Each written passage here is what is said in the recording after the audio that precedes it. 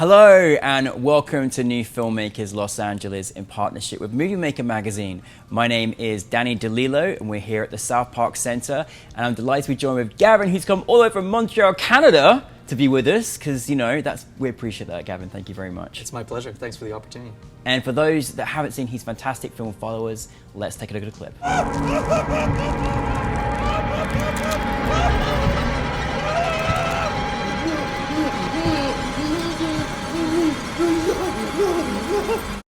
Gavin, again, thank you so much to be here in person. It feels so good, doesn't it, just to like travel with your film and be celebrated everywhere. Yeah. Gavin, for those that haven't seen your film, tell us the brief synopsis. So Followers is a short film, just under 3 minutes, so fairly short. And it's about a social media junkie who awakens an ancient demon from the past who teaches him a brutal lesson in being present. I mean, I loved your film. It actually made me put my phone down, thank goodness. and it would make everybody else put their phone down too, which is so good. But a really, really clever story, and you had some just very clever the way you delivered it too. I really kind of like loved it. Thank you. I ask where the inspiration came from. Hopefully it wasn't based on a true story. But where did the inspiration come for you to turn this story into a film? Yeah, great question. One of the interesting things about the script was actually where the script started with some other friends and collaborators who all of us just wanted to do something creative. You know, we'd had kind of a period of you know, working on other projects and corporate work and commercial work, which pays the bills, but we wanted to do something really creative, bunch of friends getting together and creating something special that would help us all grow and do something. And that script was completely different. And at some point, I think I deleted my social media profiles from my phone. Yeah. And I basically killed my virtual self in a way. Did that feel healthy? Did it feel good? For a moment. Yeah, for a moment. And then the pandemic and lockdown hit. Yeah, and it was like I got nothing to do. I got to reinstall these apps. But in that moment, I deleted my apps. I deleted my Facebook profile and all that. And that was when kind of the story clicked to what you ended up seeing on screen.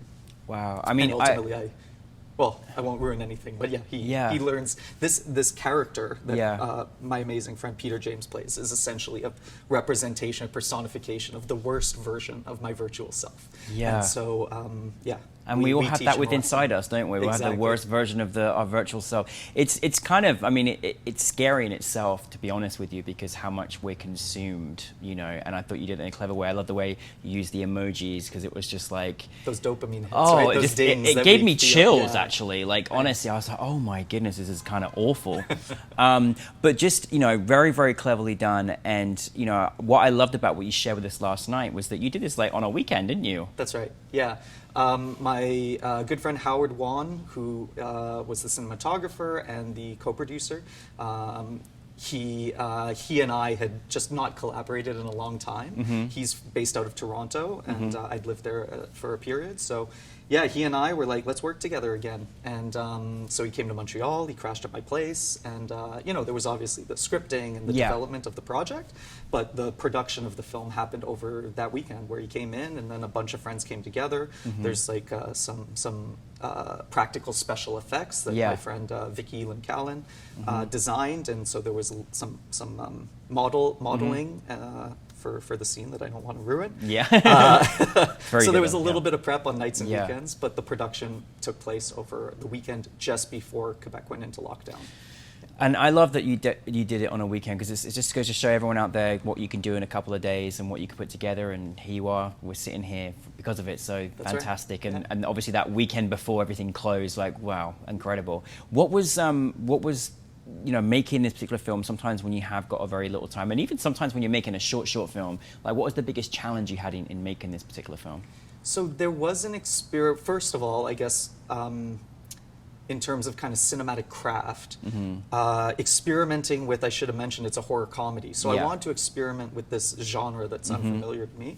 So what I latched onto is the film opens with a 270-degree shot that's very much inspired by It Follows, has like kind of a continuous 360 shot, where every time even though it's one shot and it's like kind of static and it's a pan, you're revealing information to the audience with every moment that you're trying to earn attention and balance exposition with vibe. And so that's what I latched onto. And I'm sorry, can you repeat the question? Oh, of course, the biggest challenge. The biggest challenge. Yeah, so the biggest challenge was, I don't remember which direction I was going in there. Well, the good news is, there wasn't any, so they. So Just cut, kidding. cut that. Yeah. No, there were a lot of challenges, but I think this was a really collaborative experience. Yeah. It was very positive. Yeah. So I don't know that there were challenges other than post, actually, because the pandemic hit. Yeah. We lost a lot of time with people. People had more important things to do, and that's totally fair. And so there were some challenges on post to kind of complete the project.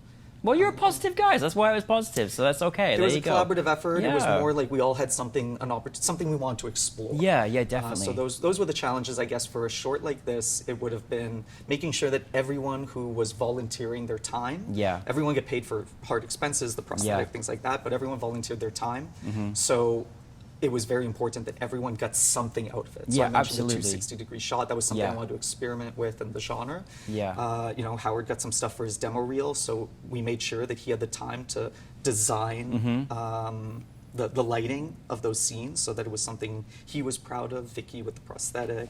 Everyone, it was important to me that everyone got something out of it. That's so good. Since I couldn't pay them. I don't think we say it enough, and I think it's so important when we're bringing a collaborative thing together, and we obviously want everyone to sort of win in their own format. And I love that you took great consideration, because everyone should do that. Yeah, like the sound designer who I'd worked with on like Big Little Lies in the morning show, I think, when I was doing some VFX work on that, like coordination and management, and like he was mentoring a student at Ryerson where I went to school as well. Wow. So like that was a good example of getting access to an incredible sound designer. Yeah. And I think there was an honorarium there, but it was kind of like, well, what can we how can I repay you? And he was like, actually, I'm trying to mentor this guy, so let's involve him. And then that's the community of filmmaking. Yeah, so film is team he effort, offloaded isn't it? some of the work, but he got to help someone, and that person learned. So amazing, amazing.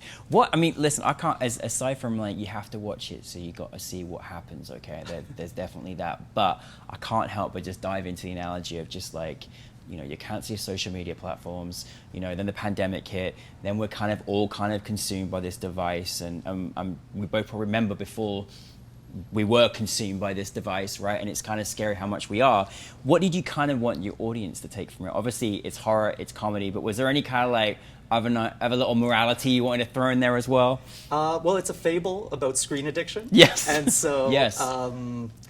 Ultimately, we relied on our devices throughout the pandemic. Yes, and we did. They were very important for connection at that time. But maybe now it's time to look up more often again. Yes, right. Absolutely, I agree with that one. What is next for you, Gavin? Well, I'm very grateful to have won Writers Guild of Canada Prize for my last short script. So that's now moving into production. With a round of applause for that one, my goodness. Yes, that's amazing. Yeah, so I'm developing and heading into production on that to direct Fantastic. that. And I'm also developing that as a feature film. Oh, fantastic. And a couple other things that are kind of gestating in the back of my mind, and shards of Evernotes. Yeah, well, Gavin, I think you very much you're a doer, and you get things done, and you do things in short space of time. I think that's also really, really good, utilizing your time. But is there any kind of advice that you would share to other filmmakers out there that you kind of go by that could help other people in their paths as well? I've lived a lot of lives. I've directed live sports. I've produced live sports. I've been a news reporter. I've worked in documentary, in various roles, as I mentioned earlier, VFX coordination. So I think go with the flow. As a director, I spent the last 15 years of my career worrying that I was headed in the wrong directions by being curious and following, like, oh, this is a cool project. Sure, this isn't necessarily my craft, but I'll learn it. And in hindsight now, I can communicate with all those departments. I can speak everyone's language. So on that front, follow your curiosity, follow what you're passionate about, what you're interested in. Strategy's good, but don't get caught up in it. Find collaborators you love spending time with. We work long hours on set. Definitely too long. The hours are too long to spend that time with people you don't want to spend that time with, regardless of the project. And also, I've had a day job the last few years, and that's actually, I think, allowed me to break through the plateau, because spending between 12 and 20 hours on set on other people's projects below the line doesn't leave a lot of energy or space to develop your own work. So That's I so actually true. took a day job for the last few years. Yeah. And that allowed me to produce followers. Yeah. I just had the money Yeah. and had the space to do that. And now I'm going back to filmmaking full time. Good for you. But I would say, you know, there's always this conversation about, you know, how do you make ends meet? Yes, and, yes. I think a lot of people see corporate work or getting a day job as like turning to the dark side. Yeah. That hasn't been my experience. I know Jeremy Saulner, who did Blue Ruin, has also spoken to how important it was to work in marketing Yeah. so that he could save Yeah. the money to do Blue Ruin. Absolutely. And so that idea of having a day job outside of the industry, I feel like we only talk about actors who are Yeah. servers. But there are a lot of other ways to create the space and time that artists need to focus their energies on the things. That is great advice, Gavin. That's great advice. You don't often hear that very often, so thank you very much for sharing that. But honestly, just keep making more movies. We're so happy about the next journey for you and making this feature. It's very, very exciting. But thank you for bringing followers to take a break from your phone, okay? Just take a little break. You heard it from Gavin, watch the film, but no, thank you very much for joining us all the way from Montreal as well, and welcome to the New Filmmakers family, so thank you. Thank you so much for screening this. Thank you for your time. You're so prepared. This was a great interview. Oh, cool. I'm good. Thank you. You're a real Gavin, Sean Evans.